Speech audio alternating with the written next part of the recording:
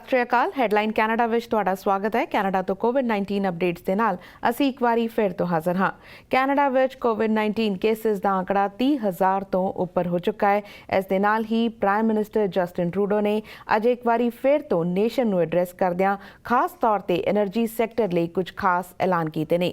ਐਸੇ ਤੇ ਰਹੇਗੀ ਨਜ਼ਰ ਅੱਜ ਹੈਡਲਾਈਨ ਕੈਨੇਡਾ ਦੇ ਵਿੱਚ। ਪ੍ਰਾਈਮ ਮਿਨਿਸਟਰ ਜਸਟਿਨ ਟਰੂਡੋ ਨੇ ਅੱਜ ਇੱਕ ਵਾਰੀ ਫਿਰ ਤੋਂ ਨੇਸ਼ਨ ਨੂੰ ਐਡਰੈਸ ਕੀਤਾ ਅਤੇ એનર્ਜੀ ਸੈਕਟਰ, ਸਮਾਲ ਸਕੇਲ ਤੇ ਖਾਸ ਤੌਰ ਤੇ art, culture and sports sector ਲਈ ਕੁਝ ਖਾਸ ਐਲਾਨ ਕੀਤੇ। ਉਹਨਾਂ ਕਿਹਾ ਕਿ એનર્ਜੀ ਸੈਕਟਰ ਲਈ ਐਮਿਸ਼ਨ ਰਿਡਕਸ਼ਨ ਫੰਡ ਲਈ $750 ਮਿਲੀਅਨ ਦਿੱਤੇ ਜਾ ਰਹੇ ਨੇ, ਜਿਸ ਨਾਲ ਜੌਬਸ ਵੀ ਕ੍ਰੀਏਟ ਹੋਣਗੀਆਂ। Our government will invest $1.7 billion to clean up orphan and inactive wells in Alberta, Saskatchewan and BC. These wells, which are no longer in use, can be detrimental not only to our environment but to people's health. Think of the farmer who can't grow anything on his land because of an abandoned well a few steps away from his home. Think of the small town or Indigenous community struggling with this issue that has been festering for years or even decades. Cleaning them up will bring people back to work and help many landowners who've had these wells on their property for years but haven't been able to get them taken care of and the land restored.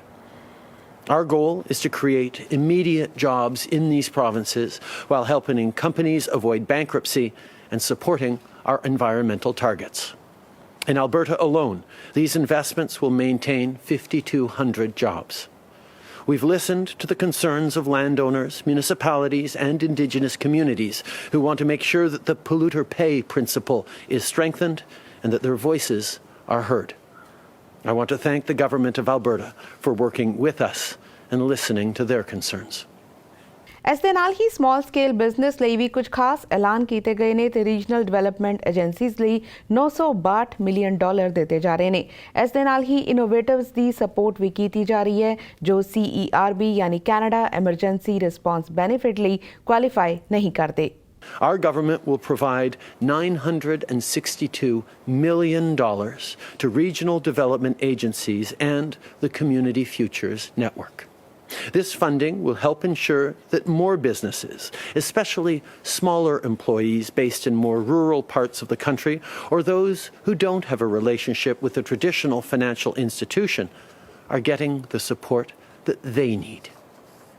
We're also going to give $270 million to Futurepreneur and the Industrial Research Assistance Program to support innovators and other early-stage development firms that don't qualify for the wage subsidy but still need help. ਉਧਰ heritage Canada ਨੂੰ ਵੀ $500 million ਦੀ funding ਦਿੱਤੀ ਜਾ ਰਹੀ ਹੈ, ਜਿਸ ਨਾਲ arts, sports ਤੇ culture sector ਦੀ ਮਦਦ ਕੀਤੀ ਜਾ ਸਕੇਗੀ। ਇਸ ਦੇ ਨਾਲ ਹੀ ਆਰਗੇਨਾਈਜੇਸ਼ਨਸ ਜੋ ਲਿਕੁਇਡਿਟੀ ਫੰਡ ਵਿੱਚ ਘਾਟਾ ਮਹਿਸੂਸ ਕਰ ਰਹੀਆਂ ਨੇ, ਉਹ ਵੀ ਇਹ ਫੰਡਸ ਐਕਸੈਸ ਕਰ ਸਕਦੀਆਂ ਨੇ।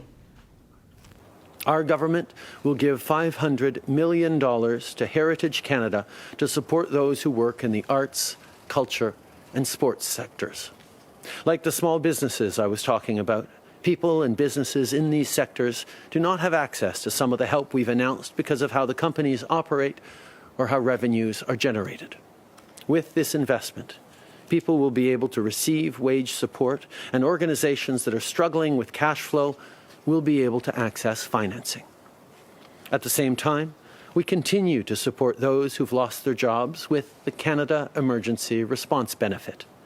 So far, over 7.5 million payments have been made. That's money sent directly to those who need it most. ਤੇ ਹੁਣ ਰੁਕ ਕਰਦੇ ਹਾਂ ਓਨਟਾਰੀਓ ਦਾ। ਓਨਟਾਰੀਓ ਵਿੱਚ ਕੋਵਿਡ-19 ਕੇਸਿਸ ਦਾ ਅੰਕੜਾ ਹੁਣ 9,525 ਹੋ ਚੁੱਕਾ ਹੈ। ਇਸ ਦੇ ਨਾਲ ਹੀ 564 ਨਵੇਂ ਕੇਸਿਸ ਵੀ ਰਿਪੋਰਟ ਕੀਤੇ ਗਏ ਨੇ। ਇਸ ਦੇ ਨਾਲ ਹੀ ਓਨਟਾਰੀਓ ਦੇ ਪ੍ਰੀਮੀਅਰ ਨੇ ਅੱਜ ਖਾਸ ਤੌਰ ਤੇ ਮੀਡੀਆ ਬਰੀਫਿੰਗ ਦੌਰਾਨ ਫਰੰਟਲਾਈਨ ਵਰਕਰਸ ਦਾ ਧੰਨਵਾਦ ਕੀਤਾ। ਨਾਲ ਹੀ ਉਹਨਾਂ ਕਿਹਾ ਕਿ ਬੀਤੇ ਦਿਨੀ ਓਨਟਾਰੀਓ ਸਟੂਡੈਂਟਸ ਲਈ ਜੋ ਆਨਲਾਈਨ ਲਰਨਿੰਗ ਪੋਰਟਲ ਦੀ ਸ਼ੁਰੂਆਤ ਕੀਤੀ ਗਈ ਸੀ, ਉਸ ਦੇ ਤਹਿਤ ਹੁਣ 21,000 ਆਈਪੈਡਸ ਵੰਡੇ ਜਾ ਚੁੱਕੇ ਨੇ। During these difficult times, I know that many parents are concerned about their kids being out of school because for our children, education is everything. And no matter what, their education must continue. And that means having the educational tools needed to facilitate online learning. That's why we've worked at a new partnership between Apple and Rogers with our Ontario school boards. We're purchasing iPads at discounted prices for students in need. These iPads will have free wireless data and will help students from low-income families continue their learning safely at home during this pandemic. These students will also be able to access the resources available through our Learn at Home portal. For the parents, I hope this gives you some peace of mind, knowing that your children will have access to the tools they need to continue learning during this very difficult period. Before I hand things over to Minister Lecce, I want to personally thank Uber. They're providing $6 million to Sick Kids Hospital, Daily Bread Food Bank, Trillium Health Partners, and many others. This money will help provide free meals to frontline workers and help support families in need. I also want to thank Bell Canada for donating 375,000 face masks to our healthcare workers and other frontline workers here in Ontario, and for their $5 million commitment to mental health supports through Kids Help Phone, WellCan, and others. Gestures like these and so many others by Ontario businesses, organizations, and individuals show the true Ontario spirit. By having each other's back, we will get through this. Thank you, and God bless the people of Ontario. ਇਸ ਦੇ ਨਾਲ ਹੀ education minister Stephen Lecce ਵੀਐਸ media briefing ਦੌਰਾਨ ਹਾਜ਼ਰ ਰਹੇ। ਉਹਨਾਂ ਜਾਣਕਾਰੀ ਦਿੱਤੀ ਕਿ 21,000 ਜਿਹੜੇ ਆਈਪੈਡ ਦਿੱਤੇ ਗਏ ਨੇ ਉਸ ਦੇ ਵਿੱਚ ਇੰਟਰਨੈਟ ਐਕਸੈਸ ਵੀ ਹੈਗਾ, ਜਿਸ ਦੇ ਰਾਹੀਂ ਹੁਣ ਬੱਚੇ ਘਰ ਬੈਠੇ ਆਪਣੀ ਐਜੂਕੇਸ਼ਨ ਜਾਰੀ ਰੱਖ ਸਕਣਗੇ। Today, we're announcing a partnership that embraces the spirit of Ontario, working with respected tech firms of Apple and Rogers and so many local partners, including our school boards, to deliver to those students that need it most. Our partnership will provide iPads, internet connectivity, and the learning software preloaded for families for free for the remainder of the school year. This partnership, supported and led by school boards, will deliver iPads and internet to those that need it most. Over 21,000 iPads have been and are being deployed by school boards as we speak across this province to those families in need. This is tremendous progress in a matter of days. Students and families will not have to call into Rogers to have their devices set up. So I want to thank Apple, I want to thank Rogers and our school boards and all of our partners involved in supporting our kids in these uncertain times. Headline Canada ਵਿੱਚ ਫਿਲਹਾਲ ਸਮਾਂ ਹੋ ਗਿਆ ਇੱਕ break ਦਾ। Break ਤੋਂ ਬਾਅਦ Canada ਤੋਂ ਕੋਵਿਡ-19 updates ਇਸੇ ਤਰ੍ਹਾਂ ਜਾਰੀ ਰਹਿਣਗੀਆਂ। ਤੁਸੀਂ ਬਣੇ ਰਹੋ ਸਾਡੇ ਨਾਲ। ਬ੍ਰੇਕ ਤੋਂ ਬਾਅਦ ਇੱਕ ਵਾਰੀ ਫਿਰ ਤੋਂ ਹੈਡਲਾਈਨ ਕੈਨੇਡਾ ਵਿੱਚ ਤੁਹਾਡਾ ਸਵਾਗਤ ਹੈ। ਕੰਜ਼ਰਵੇਟਿਵਸ ਵੱਲੋਂ ਲਗਾਤਾਰ ਮੰਗ ਕੀਤੀ ਜਾ ਰਹੀ ਹੈ ਕਿ ਪਾਰਲੀਮੈਂਟ ਹਫ਼ਤੇ ਵਿੱਚ 4 ਦਿਨਾਂ ਲਈ ਸੱਦੀ ਜਾਵੇ। ਇਸ ਦੇ ਨਾਲ ਹੀ ਕੈਨੇਡਾ ਨੂੰ ਚਾਈਨਾ ਦੇ ਨਾਲ ਆਪਣੇ ਰਿਲੇਸ਼ਨ ਰੀਐਕਸੈਸ ਕਰਨ ਦੀ ਲੋੜ ਹੈ। ਇਸੇ ਸੰਬੰਧੀ ਗੱਲਬਾਤ ਕਰਨ ਲਈ ਸਾਡੇ ਨਾਲ ਜੁੜ ਰਹੇ ਨੇ ਐਡਮਿੰਟਨ ਤੋਂ ਮੈਂਬਰ ਪਾਰਲੀਮੈਂਟ ਟਿਮ ਉਪਲ। ਸਤਿ ਸ਼੍ਰੀ ਅਕਾਲ ਟਿਮ ਉਪਲ ਜੀ, ਬਹੁਤ-ਬਹੁਤ ਧੰਨਵਾਦ ਪੀਟੀਸੀ ਦੇ ਨਾਲ ਜੁੜਨ ਦੇ ਲਈ। ਸਤਿ ਸ਼੍ਰੀ ਅਕਾਲ ਜੀ, ਥੈਂਕ ਯੂ। ਟਿਮ ਉਪਲ ਜੀ, ਤੁਹਾਡੇ ਤੋਂ ਜਾਣਨਾ ਚਾਹਾਂਗੇ, prime minister daily media briefing ਕਰ ਰਹੇ ਨੇ, ਕੈਬਨਿਟ ਮਿਨਿਸਟਰਸ ਅਪਡੇਟ ਦੇ ਰਹੇ ਨੇ, ਪਰ ਫਿਰ ਵੀ ਕੰਜ਼ਰਵੇਟਿਵ ਲੀਡਰ ਐਂਡਰਿਊ ਸ਼ੀਰ ਵੱਲੋਂ ਡਿਮਾਂਡ ਕੀਤੀ ਜਾ ਰਹੀ ਹੈ ਕਿ ਜਿਹੜੀ ਪਾਰਲੀਮੈਂਟ ਹੈ ਉਹ ਹਫ਼ਤੇ ਵਿੱਚ 4 ਦਿਨਾਂ ਦੀ ਲੱਗਣੀ ਚਾਹੀਦੀ ਹੈ।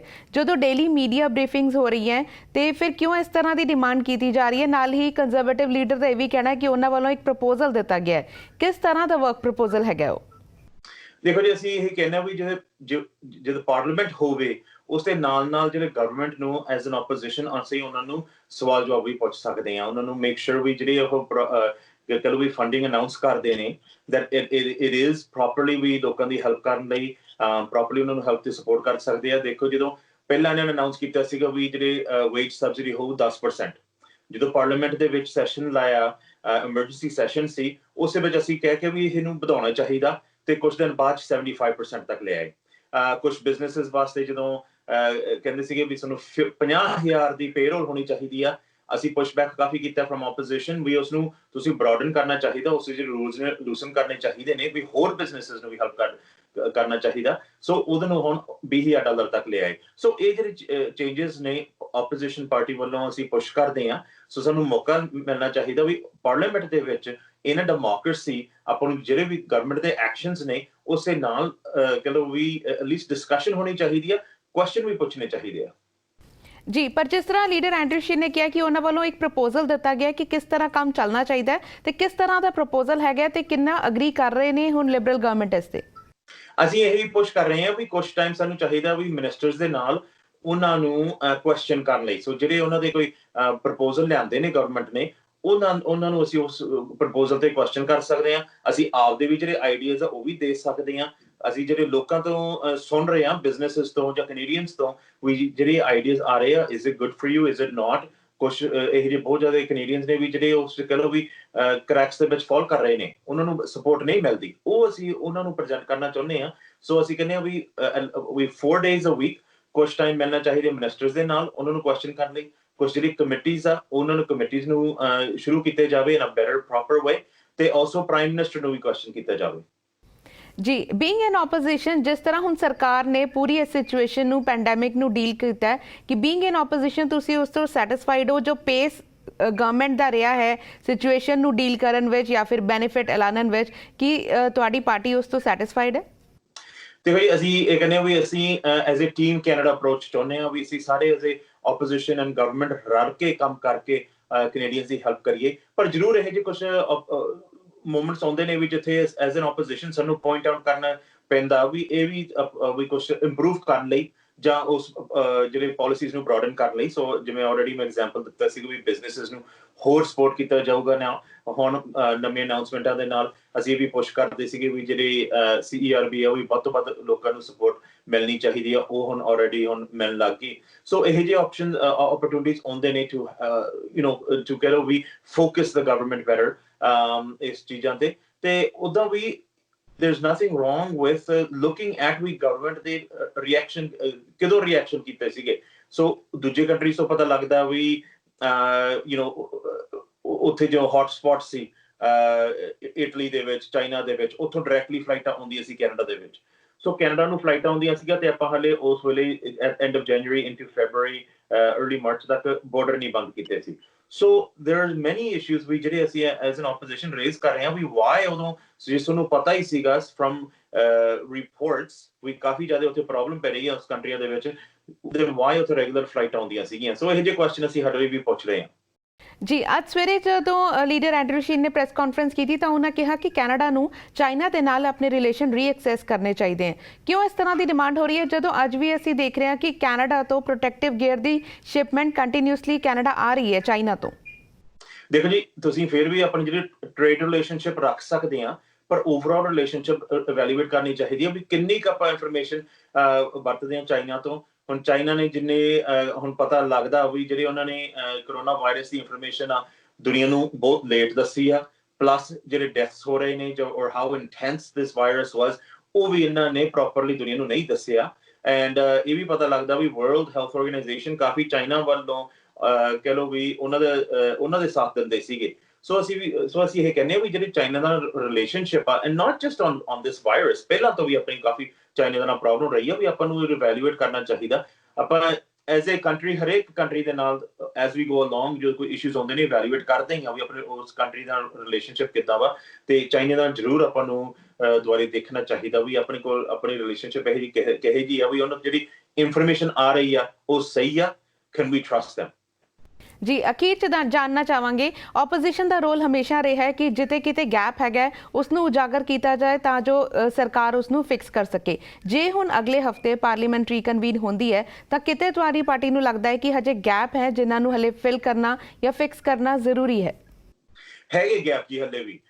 Just as an example, even the government ਨੇ ਜਿਹੜੇ ਬਿਜ਼ਨੈਸਿਸ ਵਾਸਤੇ, ਸਮਾਲ ਬਿਜ਼ਨੈਸਿਸ ਵਾਸਤੇ ਪੇਰੋਲ ਅਮਾਉਂਟ 20,000 ਤੱਕ ਲੈ ਆਂਦਾ, ਦੈਟਸ ਗੁੱਡ। ਬਟ ਇਹ ਜਿਹੇ ਬਹੁਤ ਬਿਜ਼ਨੈਸਿਸ ਨੇ ਵੀ ਜਿਹੜੇ ਟੋਟਲੀ ਸੈਲਫ ਇੰਪਲੋਇਡ ਸੀਗੇ, self run family own businesses ਨੇ। ਸੋ ਉਹਨਾਂ ਦੇ ਪੇਰੋਲ 20,000 ਵੀ ਨਹੀਂ ਸੀ, ਪਰ ਉਹ ਆਪ ਕੰਮ ਕਰਦੇ ਸੀਗੇ। ਸੋ ਇਹ ਬੜੇ ਵਧੀਆ ਬਿਜ਼ਨੈਸ ਸੀ, ਸਕਸੈਸਫੁਲ ਬਿਜ਼ਨੈਸ ਸੀ, ਪਰ ਉਹ ਜਿਹੜੇ ਓਨਰ ਸੀ ਉਹ ਸਿਰਫ ਆਪਦੀ ਪੇ ਐਜ਼ ਥਰੂ ਡਿਵੀਡੈਂਡਸ ਲੈਂਦੇ ਸੀ। ਉਹ ਬਿਜ਼ਨੈਸਿਸ ਫਿਰ ਵੀ ਇਹਦੇ ਵਿੱਚ ਇਨਕਲੂਡ ਨਹੀਂ ਹੋਣੇ। So there are issues like that ਵੀ ਜਿਹੜੇ ਅਸੀਂ ਐਕਸਪਲੇਨ ਕਰ ਸਕਦੇ ਹਾਂ that ਉਹਦੀ ਗੈਪ ਆ that we need that to be sorted out।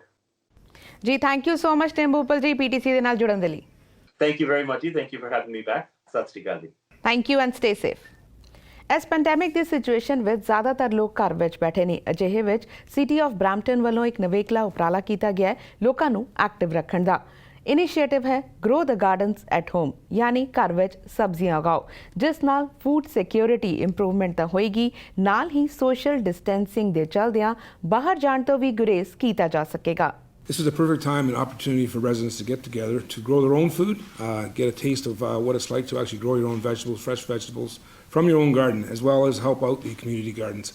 We're going to have a situation probably this year with our community gardens that we do have.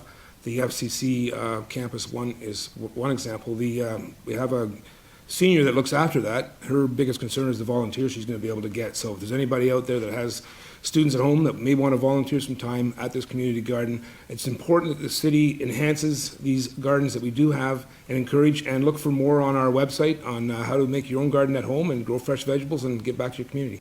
So headline Canada ਵਿੱਚ ਇਹ ਸਨ ਕੋਵਿਡ-19 updates. ਸਮੇਂ-ਸਮੇਂ ਤੇ ਹੋਰ updates ਦੇ ਨਾਲ ਤੁਹਾਡੇ ਨਾਲ ਜੁੜਦੇ ਰਵਾਂਗੇ। ਫਿਲਹਾਲ ਦੇਸ਼ ਦੁਨੀਆ ਦੀਆਂ ਤਾਜ਼ਾ ਖਬਰਾਂ ਲਈ ਤੁਸੀਂ ਬਣੇ ਰਹੋ PTC ਦੇ ਨਾਲ।